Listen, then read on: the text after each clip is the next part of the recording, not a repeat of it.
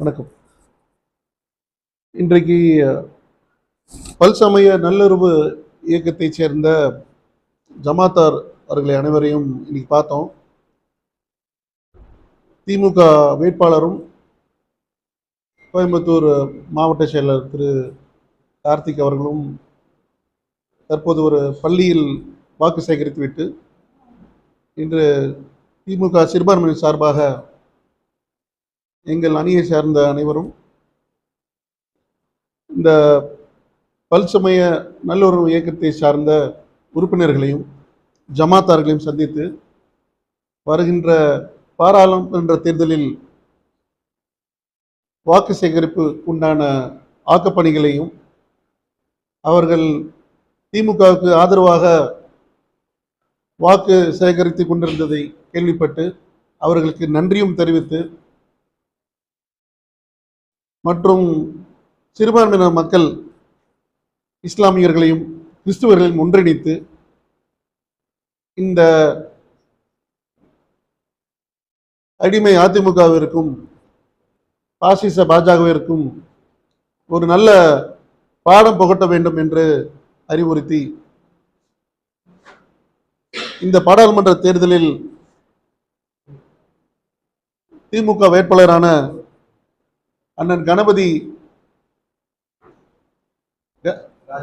ராஜ்குமார் அவர்களை பெருவாரியான வாக்குகள் வித்தியாசத்தில் குறைந்தது 5 லட்சம் வாக்குகள் வித்தியாசத்தில் வெற்றி பெற வைக்க வேண்டும் என்று உறுதியேற்றோம். இஸ்லாமிய மக்களும் கிறிஸ்துவ மக்களும் திமுகவிற்கு மிகுந்த ஆதரவு தருவார்கள் என்று நம்புகிறோம். எப்பொழுதும் போல் திமுக தான் அவர்களுக்கு ஒரு பாதுகாவலர் என்று அவர்கள் மன உறுதியோடு இருக்கின்றார்கள். இன்னும் சொல்ல போனால் இந்த சிஏஏ, மதமாற்ற தடை சட்டம், முத்தலாக் சட்டம், பொது சிவில் சட்டம் போன்ற சிறுபான்மையின மக்களை நசுக்குகின்ற வேலையை பாஜக தொடர்ந்து செய்து கொண்டிருந்தது. அதற்கு அடிமை அதிமுக உறுதுணையாக இருந்தது என்று அனைவருக்கும் தெரியும்.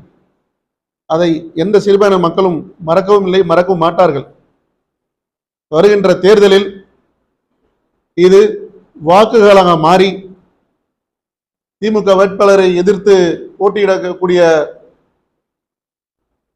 அதிமுக வேட்பாளரும் பாஜக வேட்பாளரும் டெபாசிட் இழப்பார்கள் என்று கூறுகிறேன்.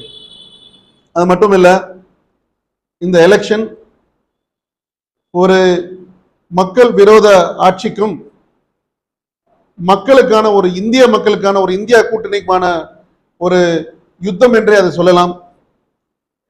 மக்கள் யாரும் பாசிச பாஜகவிற்கோ அடிமை அதிமுகவிற்கோ வாக்களிக்க போவதில்லை. பொதுவாக சிறுபான்மையின மக்களுக்காக என்றும் குரல் கொடுப்பவர் நமது கழக தலைவர் முதலமைச்சர் அவர்கள்.